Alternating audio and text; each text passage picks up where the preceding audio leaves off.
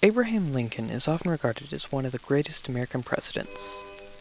He is most famous for freeing the slaves, but this is a common historical misunderstanding.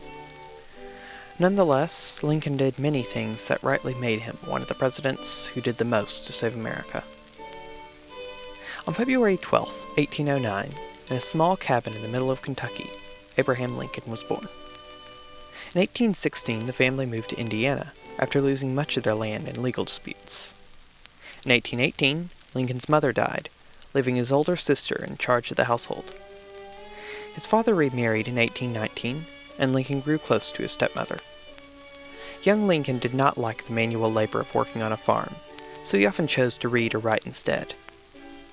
Although he was an excellent reader, he only had less than 1 year worth of formal teaching throughout his childhood. In 1828, his sister died, leaving him terribly upset as they were very close. In 1830, the Lincolns moved to Illinois. Abraham bought a general store in 1832, but his business did not go well, so he had to sell out. He briefly entered local politics, but lacked the connections needed to win. During the Black Hawk Wars, he enlisted as a captain in the state militia. In 1834, he won the election for state legislature as a Whig. His opinions on slavery were made well known.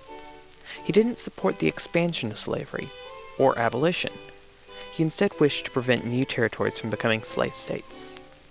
He saw both sides having their own evils, and saw this as the only reasonable solution. In 1840, Abraham got engaged to Mary Todd. However, he came down with melancholy, also known today as clinical depression, and canceled their engagement. Eventually he overcame it, and they were married in November of 1842.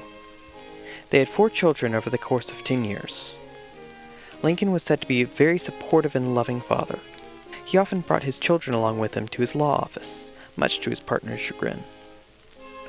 2 of his sons died young. One was 3 and the other 11. The deaths of his sons caused Lincoln's depression to rear up again. In 1843, he ran and lost for a position in the House of Representatives. In the next election, he won. While in Congress, he stood with the Whigs on every issue and was an avid follower of Henry Clay. He was also an outspoken opponent of the Mexican-American War. Outside of politics, Lincoln became a very successful lawyer and is the only president to hold a patent to date. When Henry Clay died in 1852, Lincoln gave a eulogy talking about how his political mentor opposed both extremes on the issue of slavery, but favored a gradual end to it. Even as his platform became more based on the opposition to slavery, he made it very clear that he only opposed the spread of slavery and not total abolition.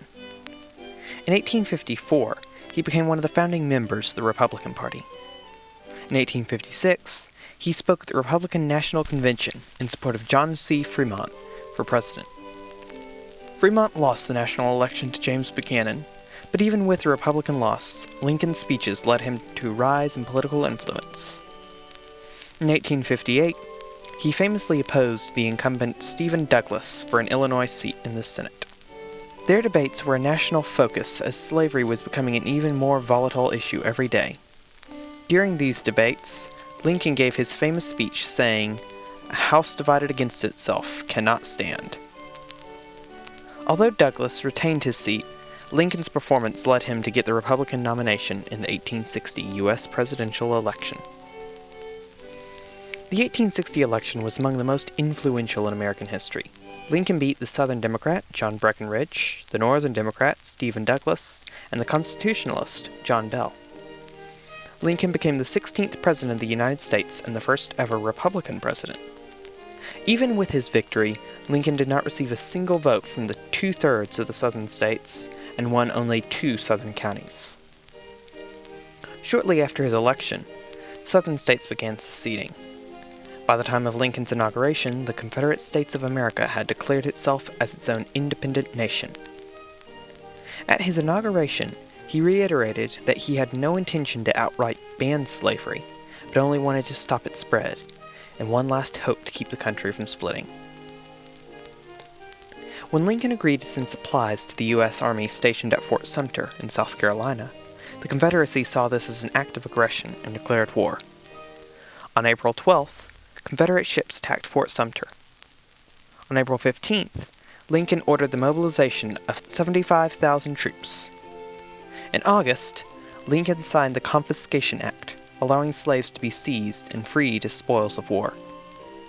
When John Fremont enacted harsh martial law in Missouri, Lincoln overturned it, insisting that their emancipation plans were totally legal and did not need military coercion. In 1862, Lincoln fought with General McClellan, eventually removing him from his role at the head of the army. After the Battle of Antietam, Lincoln issued the Emancipation Proclamation. The proclamation did not, in fact, free any slaves. Instead, it promised that any state admitted or readmitted after 1863 could no longer have slaves. His intention was to entice the South to rejoin and keep their slaves, or appease the abolitionists if they didn't rejoin by that point. In November of that year, he gave his famous Gettysburg Address, restoring hope that the nation would be reunited. In 1864, he promoted Ulysses S. Grant to lieutenant general, as he was impressed by his victories thus far. Lincoln won re-election in 1864 by a landslide, although all votes in recaptured southern states were thrown out or changed. As the Civil War was drawing to a close, Lincoln held the unpopular opinion to, quote, let 'em up easy, and not to treat the South too harshly. He wanted to heal the country, not punish the secessionists. He said his goal was to move forward, to rebuild, rather than assigning blame and making relations even worse. A few days after General Lee's surrender, Lincoln went to see a play at Ford's Theater. While he was there, the well-known actor and Southern sympathizer, John Wilkes Booth, planned on assassinating both Lincoln and Grant. Booth shot Lincoln in the head, supposedly shouting, "Sic semper tyrannis," as Brutus did before stabbing Caesar. Abraham Lincoln died the next morning, and Andrew Johnson was sworn in hours later. Abraham Lincoln is one of the most popular figures in American history today. His efforts to preserve the unity of the nation were not in vain. The fact that he is predominantly remembered for freeing the slaves today is a sad understatement of his success.